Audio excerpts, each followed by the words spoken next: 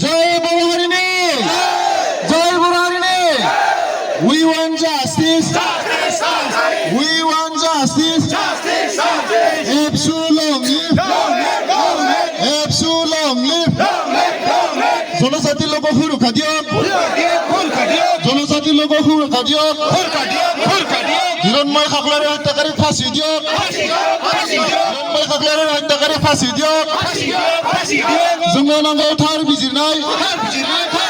जोंनो नांगौ थार बिजिरनाय जिनाहारि खालामनाय जुथांफोरखौ फासि होनांगौ जिनाहारि खालामनाय जुथांफोरखौ फासि होनांगौ दायनिगिरिफोरखौ फासि होथारनांगौ জনজাতিৰ ওপৰত অন্যায় নচলিব জনজাতিৰ ওপৰত অন্যায় নচলিব জয় বৰাহাৰিণী জয় বৰাহাৰিণী আজি আমি কলকাতা লখিমপুৰ ছাত্ৰ সন্থা কাৰ্যালয়ত जोंनि समाजनि दैदेनगिरिजों लोगोसे মানে जोंनि गामि ओनसोलनि মানে सेंग्रा ধৰ্ণা सिख्लाफोरा কাৰ্যসূচী सांग्रां ল'ব লগা जानांगोन বাধ্যত পৰিছোঁ আৰু এই जों কাৰণে नुयो ধৰ্ণা কাৰ্যসূচী আমি माखासे जोंनि गाज्रि हुदाबो दं যোৱা 3 মে जेरै जौ তাৰিখে खावनाय ভালাপাৰা गाঁৱৰ जौ खावनाय माखासे ओनसोलफोराव जों नुनो मोनो जे जायगायाव तालुकदार जोंनि जाथाया जादों बे ओनसोलावबो जौ खावनाय दङ जौ फानो बाहेरनि मानसि न' जौ लोंनो फैयो जौ लोंना चान्स होयो माने बिगोमायाबो जौ लोंफायो बे हुदाफोरखौ त्याग खालामनांगोन মানে অচিত মানে बेखौ गारनांगोन দণ্ডবিধি হিচাপে जौ लों जौ खाव পাব লগা আছে আমি মানে দাবী জনাইছো কিন্তু আমাৰ দাবী বাহিৰनि मानसिखौ দাবী जौ তেওঁলোকে फाननायजों लोगोसे ফাঁসিত माने जौ लोंहोनायखौ তেওঁলোকক আমি ফাঁসি দাবী জনাইছো আৰু এই কাৰণে ফাঁসি দাবী জনাইছো बे मोनसे যিজন মেইন गाज्रि मोनसे जोंनि हुदा दं ব্যক্তিয়ে बे हुदाखौ जों किन्तु 2023 বৰ্ষৰ ডিচেম্বৰ মাহত সেইখন ভালাপাৰা গাঁৱৰ এজন নাবালিকা পৰি থকা এজন নাবালিকা প্ৰথমবাৰ মানে দৰ্শন কৰাৰ পিছত তেওঁক মানে জেলত পঠোৱা হৈছিল জেলৰ পৰা ওলাই আহি আকৌ দ্বিতীয়বাৰ তেওঁ মানে ভালাপাৰা গাঁৱৰে দুজন নাবালিকাক ধৰ্ষণ কৰি সেইকাৰণে আমি গোৱালপাৰা জিলাৰ নিখিল বড়ো ছাত্ৰ সন্থাৰ লগতে গোৱালপাৰা জিলা বড়োভাষী ৰাইজ আৰু গোৱালপাৰা জনজাতীয় সংগঠনৰ সমূহ আমি দাবী জনাইছো তালুকদাৰ বাহাৰ আলী আৰু ৰহমান আলী তেওঁলোকক ফাঁচি দিব লাগে লগতে এই 3 তাৰিখৰ ঘটনাটোৰ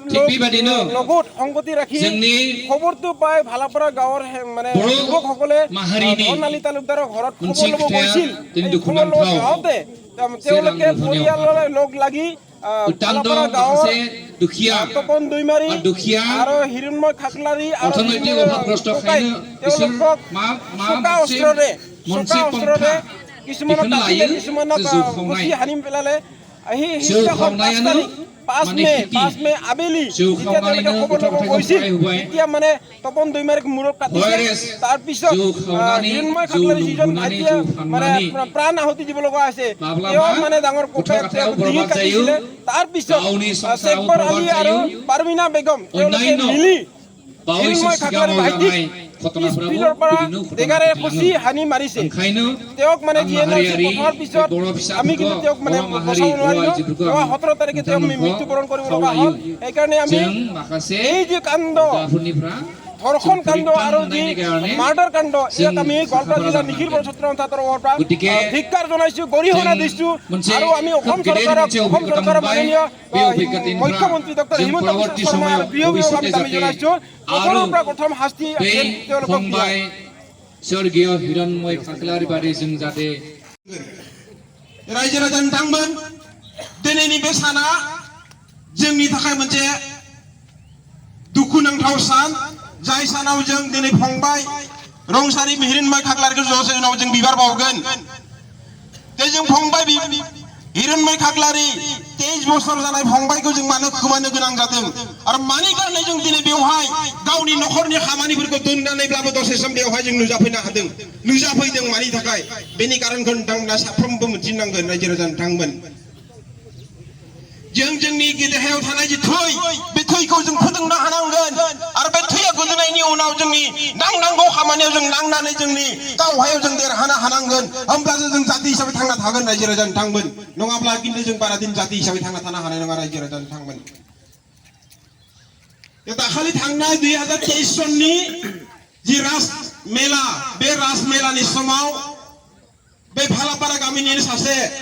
क्लास 8 आव फरायबाय थानाय बर' मिडियाम दुधनৈ हाइ स्कुलाव फरायनाय बिनानाव सासेखौ बै ताङाबारि गामिनि धनालि तालुकदार होननाय सासे कालप्रिटा राजफुजानिफ्राय लांनानै हरफा लाबथिंदों हरसे माने लाबथिंदों जों हरसेवा भालापारा गामिनि रायजो राजाया हरसे नागिरदों हरसे नामायदों मोनाखै हराव सलन्तपारा अभयापुरी गवालपारा बायदिसिना जायगायाव जों नागिरदों लकेशन ट्रेक खालामदों मोनाखै अखानायै जों खबर मोनदों जे बिथांमोना सलन्तपारा बबेबा गामि सिङाव दंमोन जों नागिर थाङैनो बै नन्देश्वर होननाय जायगायाव लोगो मोनदों बिसोरखौ लोगो मोननाय लोगो लोगो गामिनि रायजोफोर एबसुनि दैदेनगिरिफोर हागौमानि जोंनि जि दोंनाय थै बै थैखौ जों एसे बिनि सायाव गुसु खालामदों बुजिना मोनदों रायजो राजा बिथांमोना हागौमानि जों जोंनि देहानि जि बोलो बे बोलोखौ बिनि सायाव जों होदों हागौमानि जों बुदों बिनि मोखां मोनदों बिसिनानै जों बेखौ थानाय लाबोनानै पस्को आइनाव जों जेलाव हरदोंमोन बिखौ बे धनालि तालुकदारखौ बै राजफुजानि दिनाव बिनि उनाव बियो पस्को आइनाव थांनानै साननैसोनि उनावनो बेल लानानै फैफिनदों गना फैदों जेलनिफ्राय बेल लानानै जामिनाव फैदों बेवहायनो मोनसे जोङो सोंथि जोङो जाखांदों जाय सरकारा हिन्दुत्वबादी होननानै जोङो बारे बिथांमोना स्लगान खालामनानै सरकारखौ सामलायबाय थादों बिथांमोननिसिम जों मोनसे सोंथि सोंदों दिनै नोंथांमोना हिन्दुत्वबादी होननानै जों सरकार दादोंब्ला हिन्दुखौ मानो सुरक्षा होनो हायाखै नोंथांमोना हिन्दुखौ मानो जों सुरक्षा होनो हायाखै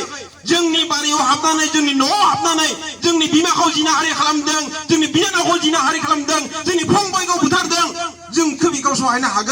हानाय नङा रायजो राजा नोंथांमोन ओंखायनो जों बिखौ जेलाव हरनायनि उनाव जे गना फैफिनबाय गना फैनायनि उनाव दाखालि 3 तारिखआव रंजालि बैसागो दुधनैनि मोनसे रंजालि बैसागो जानायाव हराव बै गामिनि सानै बिनानाव आरो क्लास 8 आरो 9 आव फरायबाय थानाय बिनानाव सानैखौ लांनानै बे दुधनৈ बैसागोनिफ्राय लांनानै लामा ससेयाव दै लोंहोनानै सेन्सलेस खालामनानै बिथांमोनखौ धर्षण खालामदों आरो धर्षण खालामनायनि उनाव अखानायै न'आव दोनना फैदों खेतलापारायाव बेसे लाजिथाव बाथ्रा बेसे माने निन्दनीय बेसे माने गरिहना होनांथाव माने होनो गोनां बाथ्रा सानै बिनानावखौ धर्षण खालामनानै न'सिम दोनना फैदों जोंनि रायजो राजा रावबो मिन्थिया मानो जानो मोनदों बेबायदि बारे ओंखायनो रायजो राजा नोंथांमोन जों एसे एवारनेस जानांगोन जों हजाग जानांगोन बिमा बिफाया हजाग जानांगोन गावनि गथ' बहा थांदों गावनि गथ' मा मावदों सोरदो थांदों मानो थांदों बेखौ जों एसे हजाग जानांगोन 3 तारिखआव जाबाय घटनाया 3 तारिखआव जानायनि उनाव मोनाबिलि 4 तारिखआव मोनाबिलियाव मोनसे जों फट' नुबाय बै बिनानाव सानैनि जों मोनसे फट' नुबाय लाजिनो गोनां मोनसे फट' जाय फट'खौ जों बुंथावा बिमा माहारिनि सिगाङाव ओरैबायदि मोनसे गाज्रि नुथाय जों नुबाय नुनायनि उनाव भालापारा गामिनि सेंग्राफोरा बै बिनानाव मोननै सोंहैबाय बे फट'आ नोंसोरनि नंगौना नङा बिनानाव सानैया स्वीकार खालामबाय नंगौ जोंखौ दुधनैनिफ्राय लाबोनानै ओरै खालामनानै जों जायगासिम सफैनायाव जों जेबोखौनो मिन्थिया सेन्सलेस दुधनैयावनो माबा लोंहोदोंनो गोदै एसे दैजों मा लोंदों बिनि उनाव सेन्स गैया जाबाय जायगायाव थांना जेबो मिन्थिया जेब्ला न'आव सहैयो होमब्लासो बिसोर मिन्थियो बेनि उनाव खबर मोनदोंमोन कनफार्म जानायनि उनाव थानायाव एफआइआर होबाय थानायाव एफआइआर होनायनि उनाव 5 तारिख मोनायाव जोंनि गामिनि सेंग्राफोरा बै धनालि तालुकदारनि न'आव खबर लानो थांदोंमोन जे घटनाया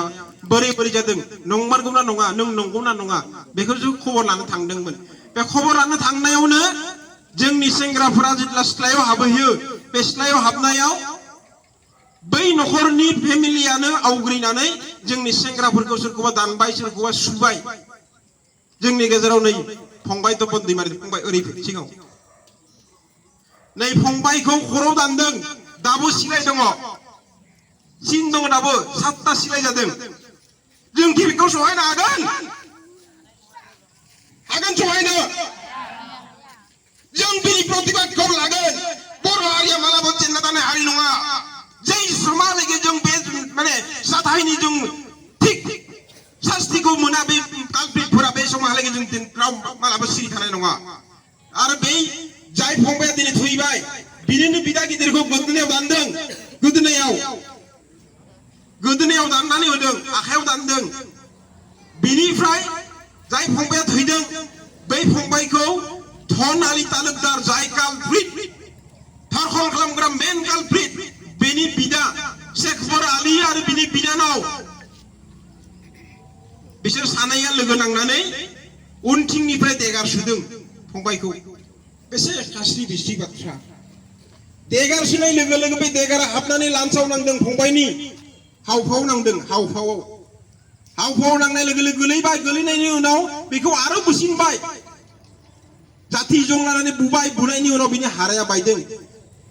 लोगो लोगो पुलिसा सहैनायनि उनाव फंबायमोनखौ मेडिकेलाव लाबोदों बिसोर सानैया एसे हामबाय फंबायखौ जिएनआरसियाव लांनानै सिकित्सा खालामबाय जों डक्टरजों रायलायबाय आं गावजों रायलायबाय आं गावनो थांना रायलायदों डक्टरजों रायलायदों जे लान्सनि जे बे गब्लंनाया इनफेक्शन जानानै किडनियाव थांदों किडनिया डेमेज जाहैदों आरो जायनि फलाव फंबायनि जे अक्सिजेन लेभेल अक्सिजेन सासे मानसिनियाव 90 नि सायाव थानांगौ अक्सिजेन लेभेला बिहा 85 86 87 मैक्सिमाम 87 आव थाङो बिनि सायाव थाङा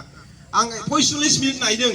मनिटराव 45 मिनिट नायदों 87 नि सायाव थाङा खनसेल' थांदोंमोन फंबायखौ जों एसे रायलायनायाव एसे लोरसोर जानायाव खनसेल' 92 थांदोंमोन बिनि सायाव थाङाखै होमबाबो जों डक्टरखौ बुंदों जे नोंथांनि आखायाव जि दङ जेरैबायदि सिकित्सा दङ नोंथाङा खालाम जों दं अन्तत जों एबसु बर' जातिया बर' संगठना जों दं नोंथाङा जि हाय सिकित्सा खालाम डक्टरा बुंदों बेवहाय अपारेशननि जिखुनु दरकार गैया बेनि इनफेक्शना हामनाय लोगो लोगो बे मोजां जागोन होनना जोंखौ बुंदोंमोन जों आफादनिफ्राय जेसेबां हागौ सहाय खालामदों रायजो राजाफ्रा सहाय खालामदों किन्तु जों खाफाला गाज्रि फंबायखौ जों बासायनो हायाखै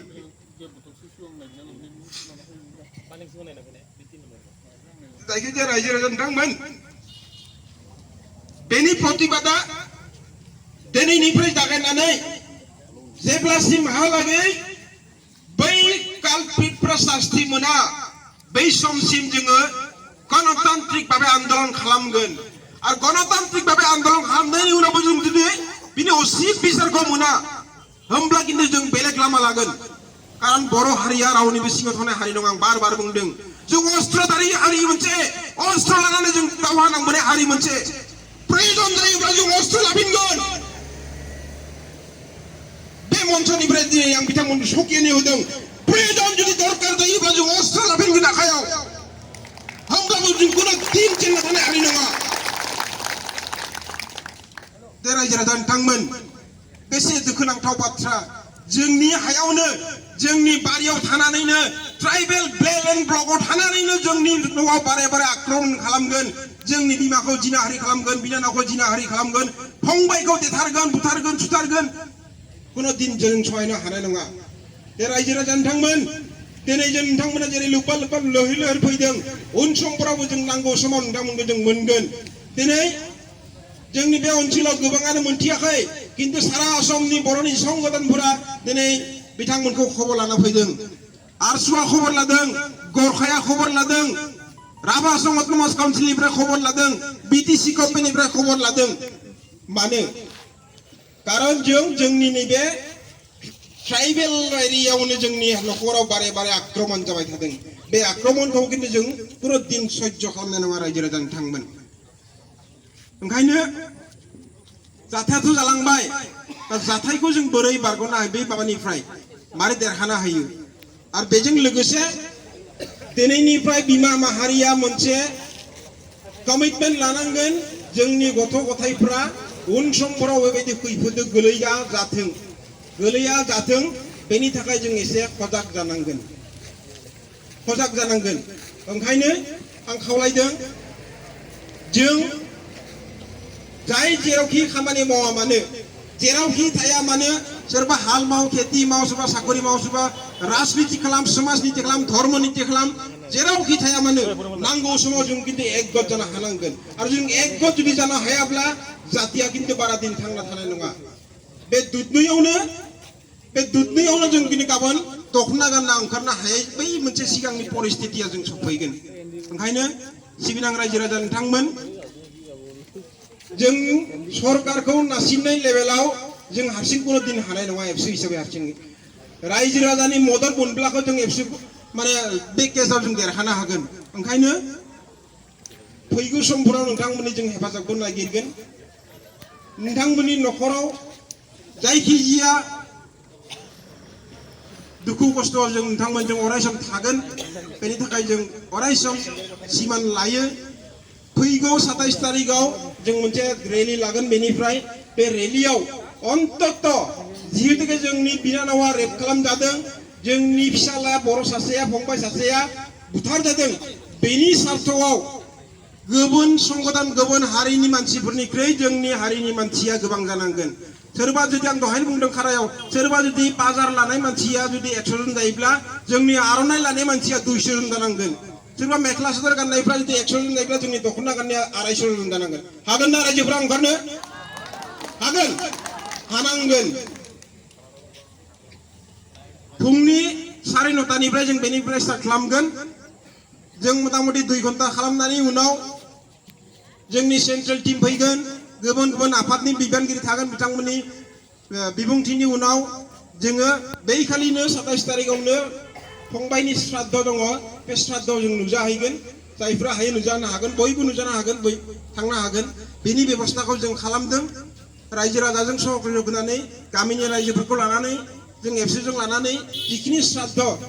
सामाजिक जि नियम दं बर' हारिनि बे नियमनि थाखाय जों लाहार फाहार खालामगासिनो दङ बे समाव आं गोबावखौ बुंलिया फंनैसो बिबुंथि लाखिनो थाखाय इउनाइटेड बर' पिपल्स अर्गेनाइजेशननि गाहाय नेहाथारि मानगोनां तपन बसुमतारी आदा बिथांखौ खावलायनाय जाबाय।